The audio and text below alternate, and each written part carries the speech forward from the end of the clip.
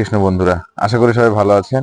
আমার সনাতন কথা চ্যানেলে আমি আপনাদের সবাইকে আবারও স্বাগত জানাচ্ছি। আজকের যে বিষয়টা সেটা মূলত শ্রীকৃষ্ণ, ভগবান শ্রীকৃষ্ণ ও শ্রী বিষ্ণুর মধ্যে আসলে পার্থক্যটা কোথায়। হ্যাঁ, আমরা তো প্রায় সকলেই জানি যে আসলে আহ, ভগবান বিষ্ণুর হচ্ছে অবতার ভগবান স্বয়ং শ্রীকৃষ্ণ, তাই না? আসলে এখানে যে এই যে একটা মতভেদ আছে, এই পার্থক্যের যে একটা বিষয় আছে, মূলত এই বিষয়টা নিয়ে কিন্তু আজকের অবতারণা বা আজকের আসলে এই আলোচনা। তো যদি আমরা দেখি যে আহ, ভগবান শ্রীকৃষ্ণ এবং শ্রী বিষ্ণুর মধ্যে মূলত তত্ত্ব তো তেমন কিন্তু কোনো পার্থক্য নেই। তবে হ্যাঁ, পার্থক্য কিন্তু আছে। এখানে কিন্তু বোঝার একটা বিষয় আছে। বিষয়টা কি আমি একটু একটু বলি যে শ্রীকৃষ্ণ আমরা জানি যে গোলক বৃন্দাবনে থাকেন, তাই না? আর শ্রী বিষ্ণুর কথা যদি বলি, শ্রী বিষ্ণু হচ্ছে বৈকুণ্ঠ ধামে বিরাজ করেন।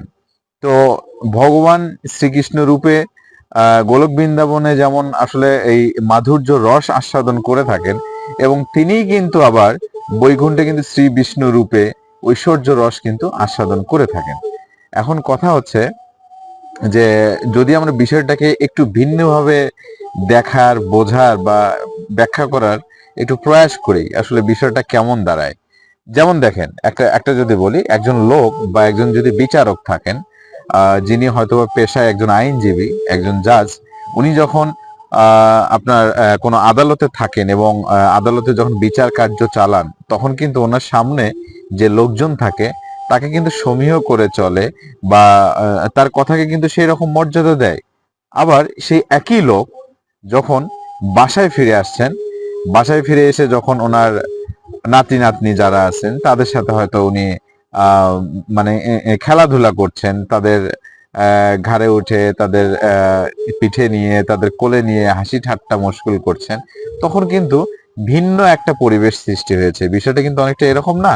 তার মানে একই লোক, দেখেন, যখন আদালতে ছিল তখন একভাবে তার আসলে চিত্র প্রকাশ পেয়েছে, আবার একই লোক যখন বাসায় এসেছে, বাসায় কিন্তু তার চিত্র ভিন্নভাবে প্রকাশিত হয়েছে। তাহলে বিষয়টা কেমন আমরা যদি এই বিষয়টার সাথে একটু কম্পেয়ার করি, যে স্বয়ং ভগবান শ্রী বিষ্ণু এবং ভগবান শ্রীকৃষ্ণ তত্ত্ব তো কিন্তু আসলে একই। কিন্তু দেখেন, যখন শ্রীকৃষ্ণ আপনার গোলক বৃন্দাবনে আছেন, তখন কিন্তু সেখানে মাধুর্য রস আস্বাদনে উনি কিন্তু ব্যস্ত। আবার যখন বৈকুণ্ঠের শ্রী বিষ্ণুর কথা বলি, তখন কিন্তু উনি বৈকুণ্ঠ ধামে বিরাজ করেন, এবং আমরা জানি যে বৈকুণ্ঠ ধামে ওনার থেকে যে ব্রহ্মার সৃষ্টি হয়েছিল সেটা কোন রূপ থেকে, আমি আর সে রূপের আসলে বর্ণনায় গেলাম না বা যাচ্ছি না, সেটা তো আমরা জানি, তাই না? তো আসলে একই একই ব্যক্তি, হ্যাঁ, একই পুরুষ এক এক জায়গায় এক এক রকম যেমন আচরণ করে থাকে, কিন্তু সেই আচরণ অনুযায়ী কিন্তু আচরণগুলো তাদের কি জাস্ট গুণাবলী প্রকাশ, তাই না? যিনি স্কুল টিচার, স্কুলে একভাবে আচরণ দেখাবেন, বাসায় এসে তার আচরণ ভিন্ন। যখন উনি আবার বাজারে যাচ্ছেন তখন কিন্তু তার আচরণ ভিন্ন। কাজেই এটা নিয়ে আসলে মাইন্ডে কোনো হেজিটেশন রাখার কোনো মানেই হয় না, যে স্বয়ং ভগবান শ্রীকৃষ্ণ এবং শ্রী বিষ্ণু তত্ত্ব তো একই। তাদের বসবাসের যে জায়গাটা, তারা যখন যেখানে আছেন, যেখানে যেভাবে যে রূপের প্রকাশ ঘটানো দরকার আসলে সেটাই করছেন। ধন্যবাদ বন্ধুরা।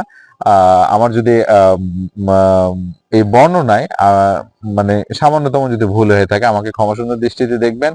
আর যদি আমার কথাগুলো ভালো লাগে তাহলে অবশ্যই লাইক, কমেন্ট, শেয়ার করবেন, এবং সাবস্ক্রাইব করতে ভুলবেন না। ধন্যবাদ।